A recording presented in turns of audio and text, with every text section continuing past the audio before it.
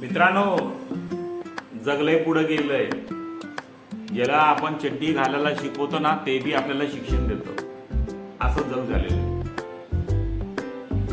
काही असू द्या, आहे असं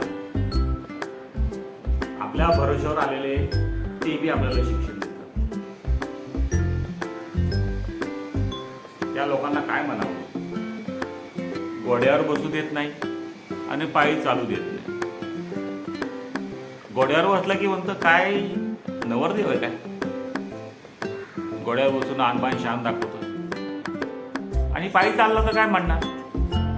घोडा असून हा माणूस पायी का चालतो? वेडा माणूस आहे. जग हा खूप विचित्र आहे. त्याला खूप मोठं फेमस व्हायचं आहे. मध्ये एक बघितलं फेसबुकवरती, तिला फेमस व्हायचं. तिने कपडे विचित्र घातले आणि रस्त्यावर फिरत होते.